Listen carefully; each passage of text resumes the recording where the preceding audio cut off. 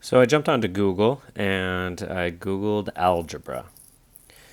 And then I clicked on images because I love looking at images on Google. And what do I see here? So I see all these pictures when I search algebra on Google. Take a minute, think about what might algebra be based on the images that you see. Okay, so when you look at all of these images, hopefully in your head, the thing that starts popping out is you start seeing lots of letters. Okay, and that's exactly what algebra is. Algebra is a type of math that involves letters, and the letters stand for numbers. They're sort of just placeholders. And so this introduces us to our next unit, which is Unit 5, and it's going to be all about algebra. Algebra is probably a term you've heard before, and we're going to get a quick introduction to this in 6th grade. Lesson 5.1 is going to be called Algebraic Expressions. Okay, both of these words are important to understand. Okay, so algebraic is just an adjective, which comes from algebra. And then an expression in math is anything that involves operations like plus, minus, multiply, divide. And when we talk about algebraic expressions, we're specifically using letters in our operations. So let's take a look at some examples of when algebra might be useful. Okay, so let's say that we have this information that we received $24 for washing cars, and somebody wants to know how much do we earn per hour. There's some missing information there. We don't know how much we earn per hour unless we have more information, and the information that we need is how long did we work. Okay, so we need to know how long we worked in order to figure out how much we earned per hour. Okay, and this is unknown information.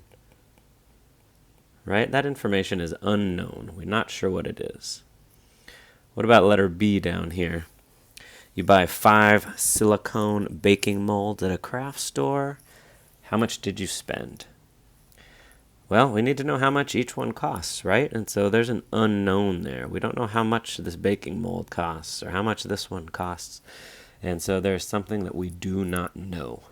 And so when we're talking about algebra, when we don't know something, we start using letters. And these letters are called variables. Okay?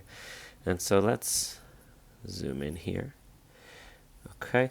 And so this idea of a variable, which you've heard about in science, is a symbol that represents one or more numbers. Okay? And a variable will be any letter. In this example, the variable is the letter P. And that P just stands for one or more numbers. So that P could be 1, it could be 12, it could be 17, it could be -3. It just stands for a number. Okay? And so this is where our brains are going to start getting used to working with math when you don't have information, when you have this unknown. So let's talk about this algebraic expression for a moment.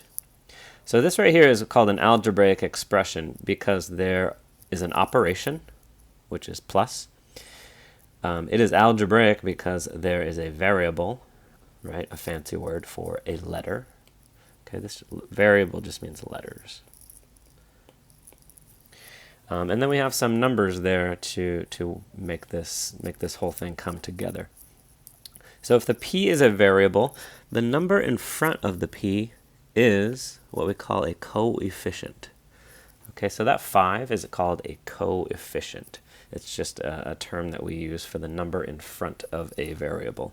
So if I had 17 as a number and I had a variable x, the x would be a variable and the 17 would be a coefficient. Any number that doesn't have an attachment to a variable, for example, this number 4, we call this number a constant. It's constant because it's not going to change. Okay, the word constant means it's always going to be that. This 4 is always going to be 4. It's not going to change. Whereas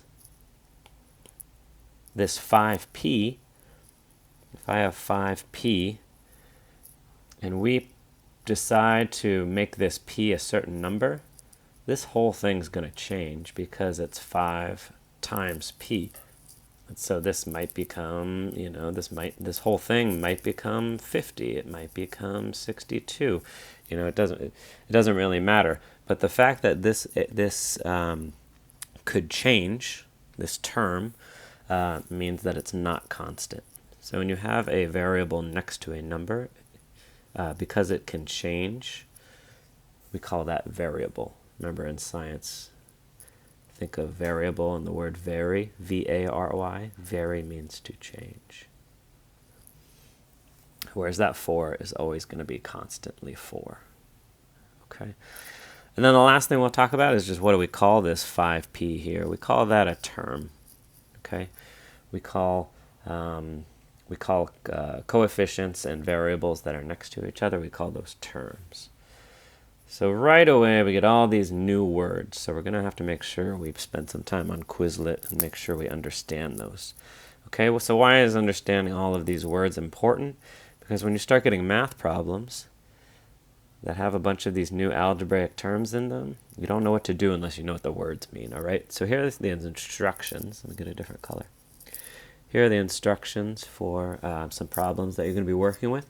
Identify the terms, coefficients, and constants in each expression. So right away, nearly 90% of these instructions here are new words that we just talked about. So we have expression, we have constant, we have coefficient, we have term. So I really encourage you to study vocabulary really hard when you're working in this unit with algebra, because there's going to be a lot of new terminology. Okay, so right here we have 5x plus 13. Okay, so the terms are anything next to an operation. So the 5 and the x are to the left of this plus sign. The 13 is to the right. So those are going to be two separate terms. Because if I had 3w minus 12, anything next to my operation is going to be a term. The coefficient, like we mentioned, is the number in front of a variable. Okay, so 5, or in this case it would be 3, that would be a coefficient. And the constant would be any number that doesn't have a variable next to it. So 13 or 12, those are constantly going to stay that number. Okay. Next up, writing algebraic expressions using exponents. So just to continue to understand that variables can be used the same way that we use numbers.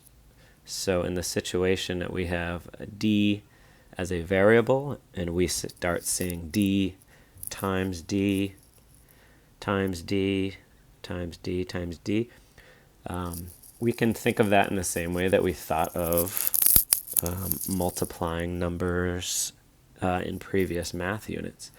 So if I write this using exponents, how many d's are there? Well, there's 4 d's. And so I could write that d to the power of 4, which would mean the same thing as that. So this is just getting us used to the idea that we can use letters the same way that we use numbers. Also, we're going to really start, we're getting away from the symbol x as multiplying. Okay, no longer will x mean to multiply. Since we're in algebra and we're going to start seeing letters everywhere, we stop using x as a multiplication symbol, and we're going to focus on the dot, which I've introduced you to previously. Okay, so no more x to mean multiply. You can imagine why. If I had a variable x and I wanted to write x times x, and you wanted to keep using the x symbol, it just gets way too complicated because our brain doesn't know what's a variable and what's an operation. And so we stop doing that, and we start doing that. Okay, we use dots for multiplication now. All right, now let's get into the heart of this lesson. We're almost finished here. Evaluating algebraic expressions. So this word evaluate means to solve, okay? To solve an expression, okay? For example, to evaluate 5 plus 5 would be to add 5 and 5. And when I get the answer 10, I have evaluated the expression. So in algebra, it's a little bit different because we have these variables now. We have these letters. So now we're going to start substituting.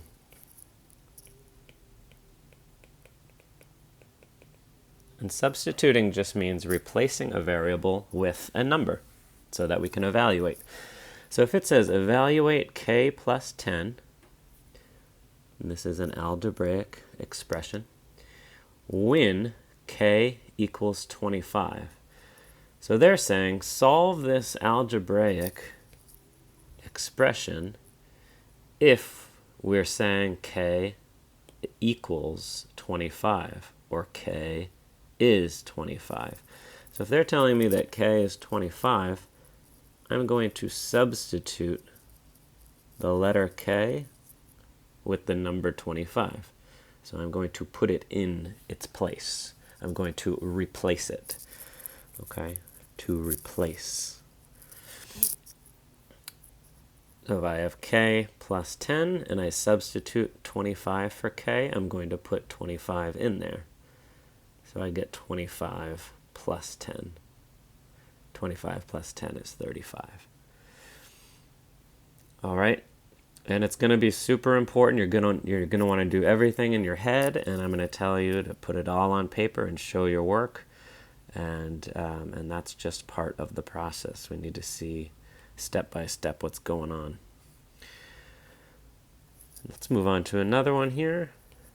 Evaluate 4 times n when n is 12. Is or equals 12. So again, we are substituting. We are putting in 12 for the variable n in our algebraic expression. Okay, so 4 times n becomes 4 times 12, and we answer that as 48. All right, so when we evaluate algebraic expressions, we are substituting. We are replacing variables with numbers. Okay. 24 plus c, when c equals 9, well, we're going to put 9 in for c, and we're going to add 9 plus 24. d minus 17, if d equals 30, we're going to put 30 in for d. 30 minus 17. Okay, hopefully you get the idea there. And you can do the same thing with 2 variables. Okay, it doesn't change the situation. In algebra, we can use as many variables as we want. So if we have n minus m, and 12 takes the place of m, and 30 takes the place of n, we're just going to substitute. 30 minus 12, 18. All right, so that is essentially 5.1. All right, so that was a bit of a long video, but it's our first introduction to algebra, so I just wanted to be super clear at the beginning.